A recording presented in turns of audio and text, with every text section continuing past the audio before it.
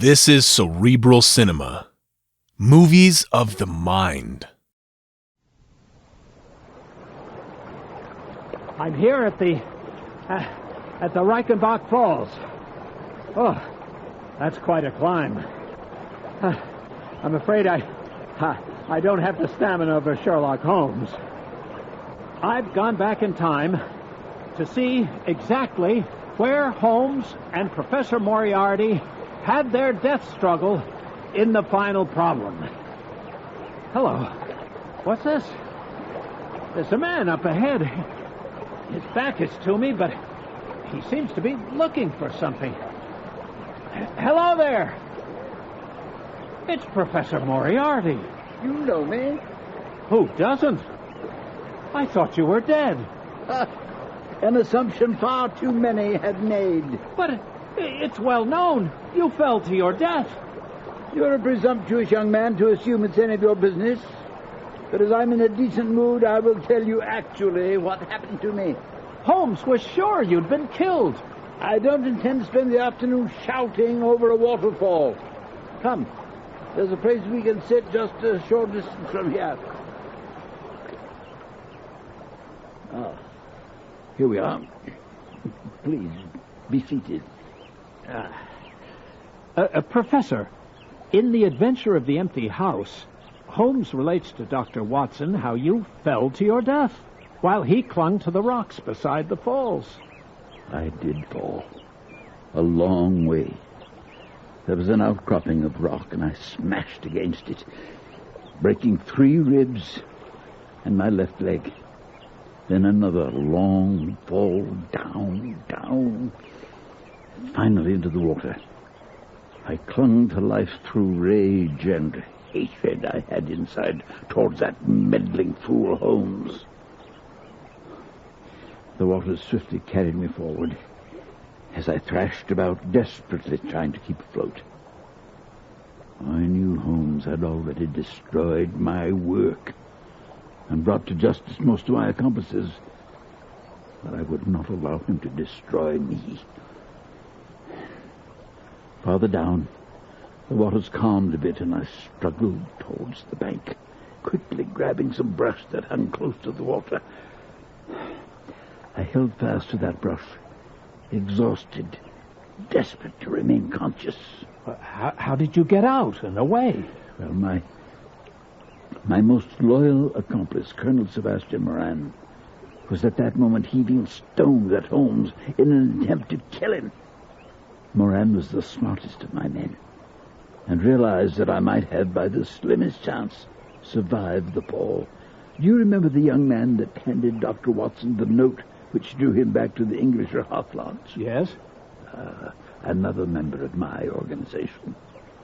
Realizing the futility of trying to kill Holmes, Moran quickly summoned the young man, and both withdrew to the bottom of the falls to begin their search for my remains. They found me, alive, only moments before I fell unconscious. I see. You and Holmes are powerful adversaries. Oh, yes. Too many times has Holmes thwarted me in my attempts for power. I could tell you of at least 6 incredible adventures in which I almost won. Holmes is the only man to best me, the only man almost equal to me in cunning. Professor, would it be asking too much if you told me one of those adventures? Many stories are already known, but there is one I will tell you.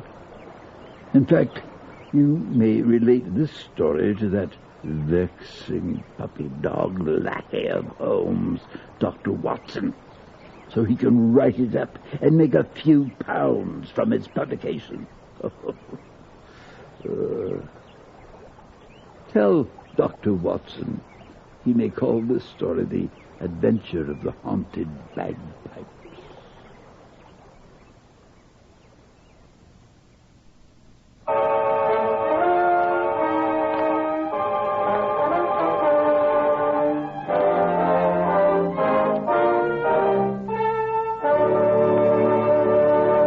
Kreml Hair Tonic and Kreml Shampoo present the new adventures of Sherlock Holmes, starring Nigel Bruce as Dr. Watson and Tom Conway as Sherlock Holmes.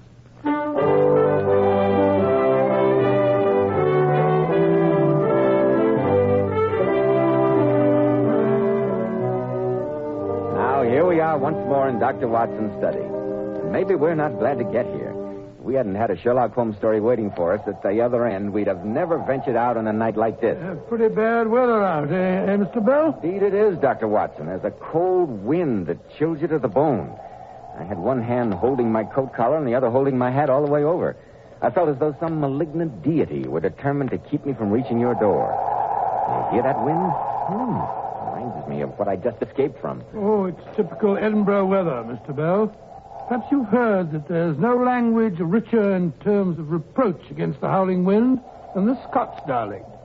Snell, Bly, Nearly, Scothering, to mention just a handful. All of them words that carry a shiver with them. Yes, as Stevenson so aptly puts it, Edinburgh pays cruelly for her high seat and commanding views in one of the vilest climates under heaven. She's liable to be beaten upon by all the winds that blow, to be drenched with rain, to be buried in cold sea fogs out of the east, and powdered with the snow as it comes flying southward from the Highland hills. The weather is raw and boisterous in winter, shifty and ungenial in summer, and a downright purgatory in the spring. It sounds like a pretty unattractive place, Dr. Watson. Oh, there you're entirely wrong, Mr. Bell. Nowhere will you find such stark magnificence, such grim beauty. Edinburgh, the great granite sphinx of the north, crouching high on a towering rock, looking across the intervening plains to the waters of the Forth and to the North Sea. Fascinating, regal, splendid, and cruel. Yes, I think this is just the night to tell the story of the haunted Bagpipes, one of the weirdest and most gruesome adventures that Holmes and I ever shared. The setting was Edinburgh, and the motivating character, Professor Moriarty. Professor Moriarty, the man Holmes called the Napoleon of crime. Exactly. I wondered when we were going to have another of your famous bouts with Professor Moriarty. They're always pretty hair-raising. Yes, and I think I can safely promise you that this is the most hair-raising of the lot. In fact, it's so unbelievably macabre and gruesome that I've never told it to any but to my closest friends, those who know that I'm a truthful man. In fact, sometimes, in the sane light of day, I doubt myself that this adventure really happened. But a night like this brings it all back to me in all its horror. Yes, Mr. Bell, on a night like this we realize that anything is possible. Ladies and gentlemen, before Dr. Watson begins his story, men, I have a friend who used to comb his hair with water. After the water dried, his hair would get out of place and he didn't look neatly groomed. Well, I ran into him last Saturday and he said he'd heard me talking about Kreml Hair Tonic and decided to try it. You should see the big improvement Kreml made in his appearance. Why, he looked like a different man. You see, Kreml contains a special combination of hair grooming ingredients which is found in no other hair tonic. That's why it keeps every hair in place all day, just as you combed it in the morning. Kreml gives hair a healthy-looking luster, too. Yet it never leaves hair feeling greasy or dirty like some of those sticky preparations you want to wash right out. Kreml always feels and looks so clean on your hair and scalp. It always gives hair such a clean-cut, prosperous appearance. Why not try it? Spelled Kreml, Kreml Hair Tonic. Now, Dr. Watson, won't you please go on with the story? The shivers run up and down my spine in anticipation. Well, I certainly will. As I look back on that particular visit to Edinburgh, it seems that a cold fear settled into the very marrow of my bones from the moment we got off the train late one winter afternoon and caught our first glimpse of Edinburgh Castle rising bleak and menacing out of a cloud of fog and rain. There it is, Watson, in all its austere majesty, Edinburgh Castle. Nice, impressive pile of stone. Nice and grim. No grimmer than its history, Watson. Part castle, part fortress, part prison. Wars have been plotted there. Dancing has lasted deep into the night.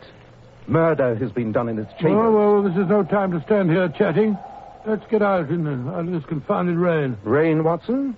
You are getting soft. This isn't rain, it's just a good Scotch mist. Mist, my grandmother. I'm soaked to the skin and my teeth are chattering like castanets.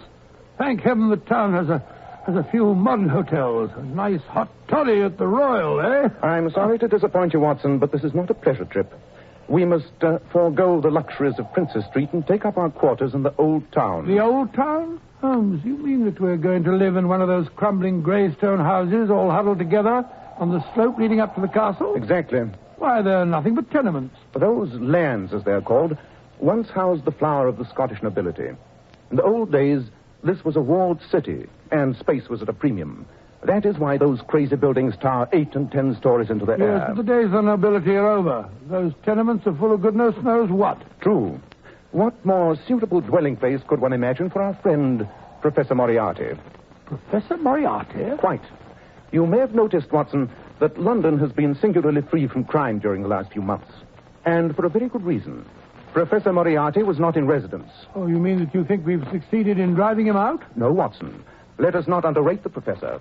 He is not in London because he has business elsewhere. But where?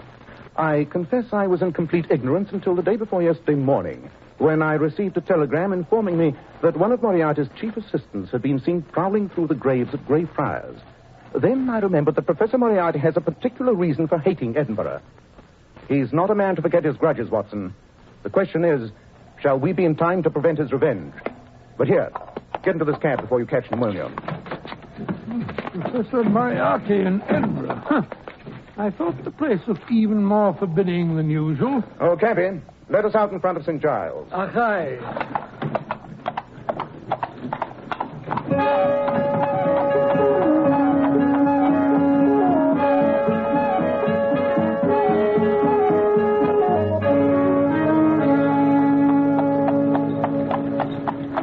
I say, Holmes, why St. Giles? You're not going in for sightseeing this time of day? No, Watson. We must go from there on by foot, I'm afraid. By foot in this weather? The gutters are fairly running with muddy water. No one asked you to walk in the gutters, Watson. Here you be. St. Giles. So it is. Come along, Watson. Good gracious me, this rain. I say, cabby, where's Hangman's Lane from here? Lash, you'll no be going there. Why not? It's where we hope to spend the night. 'Tis an unchancy spot, gentlemen. You'll no find me going up Hangman's Lane after dark. As bad as that, huh? I'll no stand here haggling with you. It's the first land back of the kirk, if you must go. Thanks. Here, drink to our health. Achone.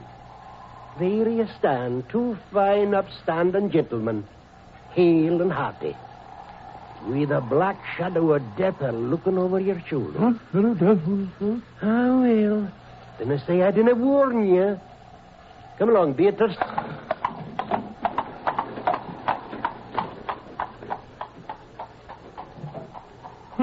Cheerful individual.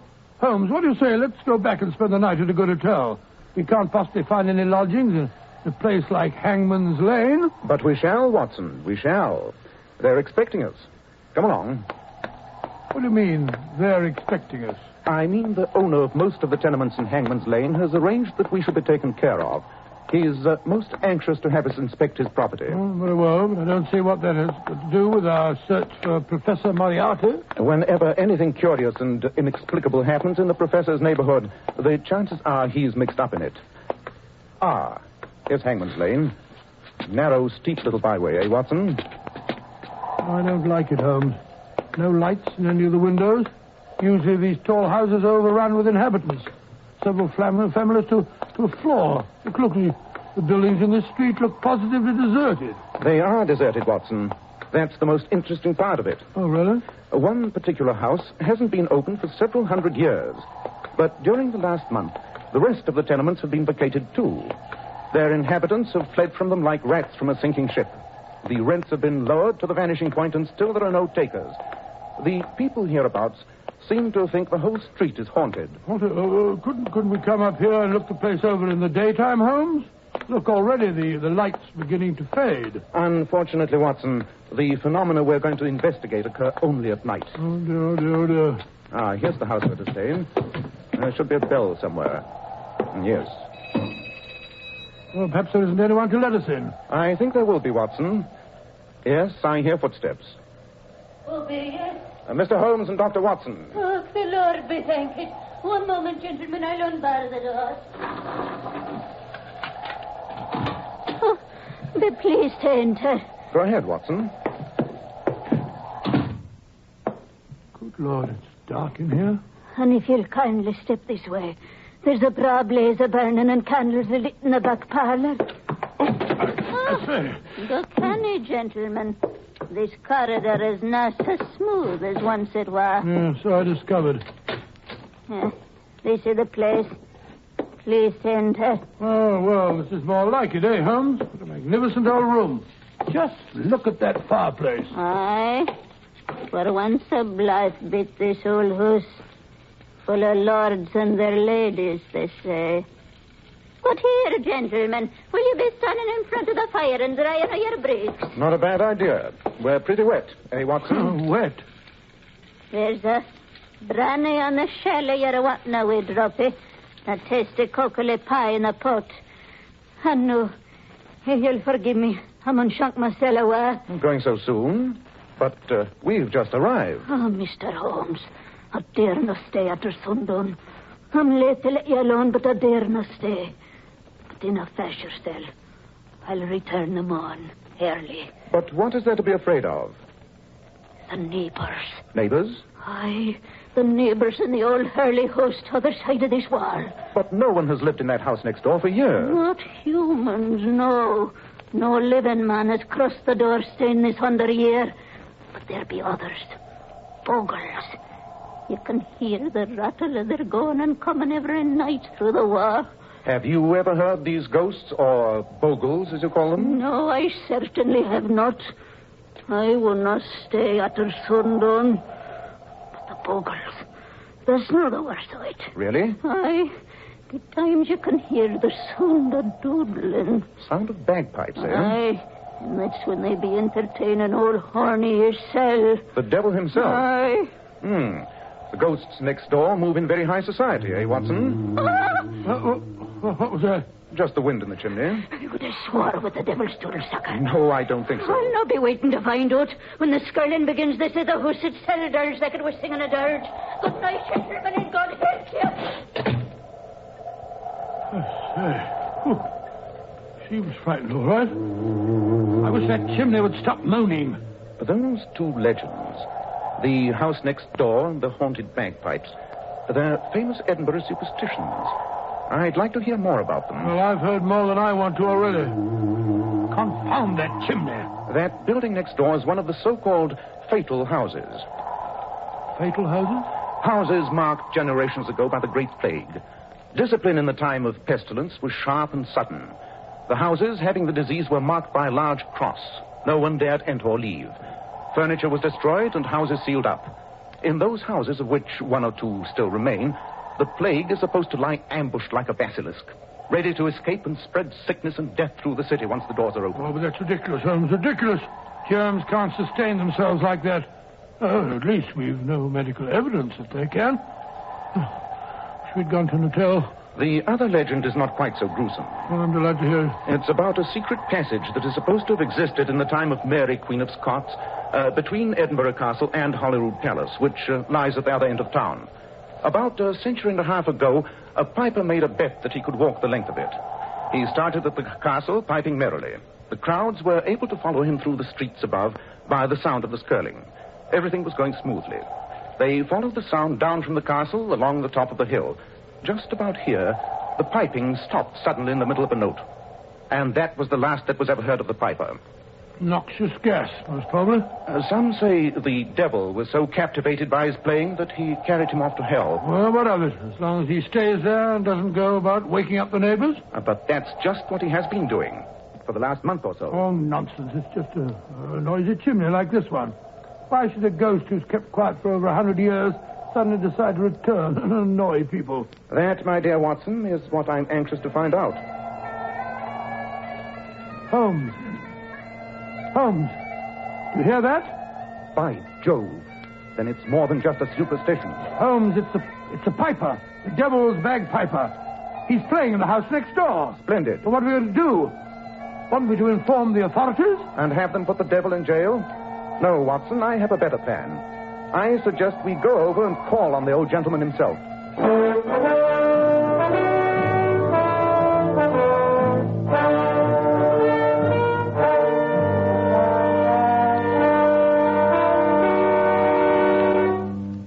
just a moment, we'll find out what Sherlock Holmes discovers in the mysterious house next door.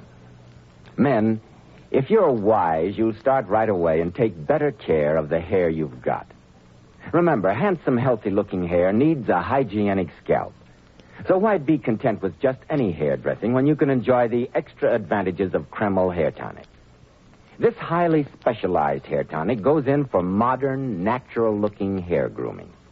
It keeps hair perfectly groomed all day long, looking so neat and attractive, yet never gives hair that cheap, greasy, patent leather look.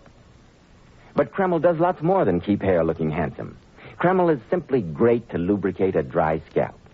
And at the same time, it removes dandruff flakes and leaves the scalp feeling so alive and tingling. And if your hair breaks off and falls when you comb it because it's so dry, use Kreml, which actually helps condition hair in that it leaves it feeling so much softer and more pliable. And since Kreml is never sticky or gummy, and because it's such a nice, clean product, you can use it every day and your hair will always look its very best. Buy a bottle of Kreml at any drug counter. Ask for an application at your barber shop. Kreml, Kreml Hair Tonic.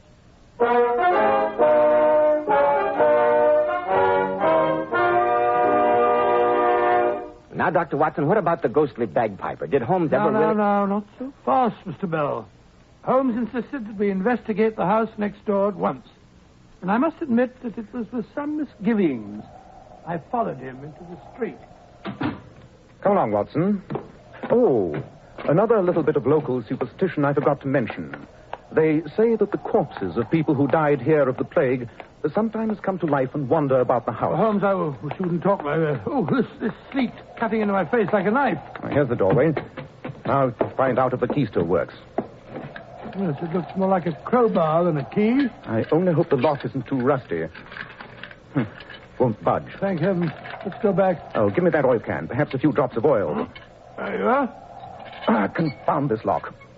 No good trying to break the door in. It's as solid as Gibraltar. A good deal more solid than the house itself, judging by that long crack over the archway up there. Yes, that is a crack. The building is settling, Watson. That crack... Hello, I've turned the key. Lock's decided to work. The door sticks now. Hinges rusty. Come on, Watson, get your back into it.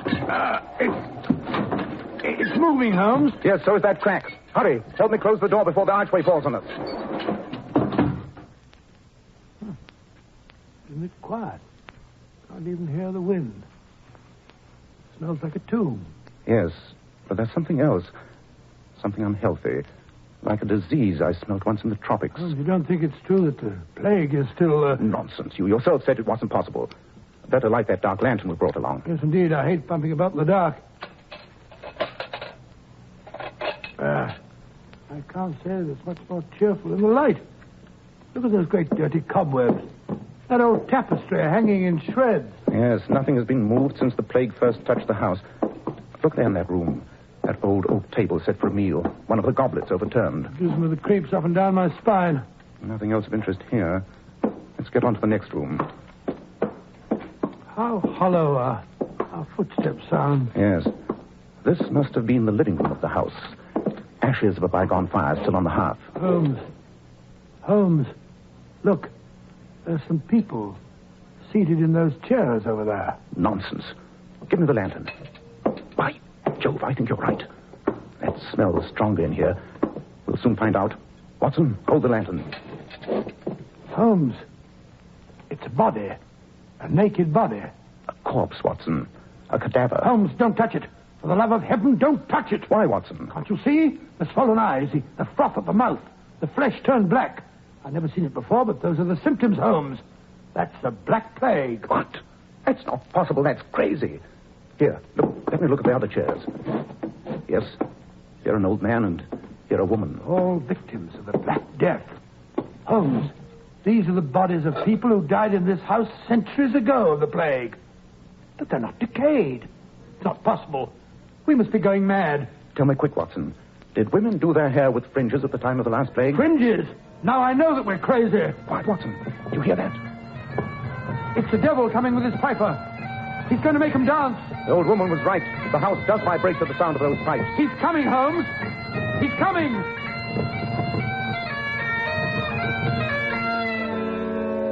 Good evening, gentlemen. Dear me, if it isn't our friend Professor Moriarty. I had no idea you were a musician. You admire my piping, eh? Yes, I wondered how long it would take you to find me. Allow me to congratulate you, Mr. Holmes. You're very prompt. Most flattering, Professor. But I assure you it was simplicity itself. You didn't think I'd overlook anything as obvious as a sealed house and the haunted bagpiper who so conveniently came back to life in the past month? Yes, I might have known my little ruse to get rid of my superstitious neighbors wouldn't keep Sherlock Holmes away. Perhaps it's just as well. You've been getting in my way quite a bit lately, Mr. Holmes. I shall have to continue my experiments begun on these three poor devils. On yourself and Dr. Watson. You mean the plague? You're going to give us the Black Plague? I really must try my serum on two healthy specimens before I pronounce it perfect. After all, these three, an old beggar, a thief dying of starvation, and a woman of ill repute, they could hardly be expected to resist the disease. That's very interesting. I was just assuring Dr. Watson that these corpses were quite recent because I was sure that women didn't wear fringes during the last pestilence. And Dr. Watson was afraid they might be victims of the original plague. But in a sense, he's right. The victims are recent, but they were killed by the germs of the original Black Death. Most amusing, isn't it? Fascinating. Tell me, how did you discover those germs? They were in this house. I found a nice little culture of them in a glass of calf's foot jelly, which was on the table in the front room. How they ever survived as long as this, I can't imagine. But here, gentlemen, come into my laboratory. I want to show you what I've done with them. Holmes, what shall we do? The Black Plague. It's a terrible thing. The man's mad. Humor him, Watson. Humor him. Oh, yes, shall I? Here we are, gentlemen. Quite a nice modern little outlay for such an ancient house. Yes, it is an ancient house, Professor. But here, this little test tube. It contains enough of the Black Plague to wipe out the entire city of Edinburgh. Yes, I rather thought that was your purpose. You've never forgotten how they drove you out at the time of the Burke and Hare scandal. You know about that? Quite. Your name wasn't Moriarty then, huh? What of it? You were Dr. Knox's young assistant at the time. Together, you were carrying on some exciting experiments. Yes, Mr. Holmes. Experiments that might have saved the world a great deal of suffering. But you were short of cadavers. It wasn't you, by any chance, who suggested to Burke and Hare, those two body snatchers, that a body did not have to be legally dead to be acceptable? Well, what if I did? They only killed the refuse of the city. Beggars, scum. Quite. But they met the hangman nonetheless. Aye, the fools. What price the death of a few when we might have discovered a cure that would have saved all humanity? Humanity. Bah, I hate it. Ever since then, I'd sworn I'd get revenge on humanity, and the law-abiding citizens of Edinburgh in particular. And now, the time has come. Tomorrow, the contents of this test tube will spread destruction throughout the city. But in the meantime, you, Mr. Holmes, and you, Dr. Watson, you know too much. You shall be the first of the law-abiding citizens to feel the prick of my little needle. Just a moment till I prepare my instruments. Stop him, Holmes. Stop him. Do not move, gentlemen.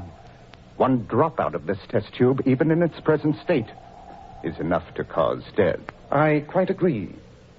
By the way, Professor Moriarty, while you are preparing your solution, you have no objections if I play a tune on your bagpipes?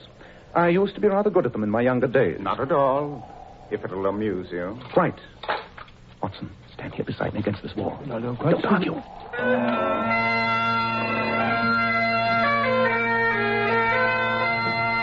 Holmes, the house. It's vibrating. I can feel the wall quiver. That's the note that does it. Hold on there. You're shaking the house. The foundations. I can hear them cracking. Look out, man. You'll bring the house down. Well, that's what we intend to do. The walls. I've got to get out of here. We can't. The front door's blocked. The secret passage in the basement. If I can reach it in time. Holmes, he's dropped the test tube. It's spreading across the floor. Watson, step back into the fireplace. Hurry.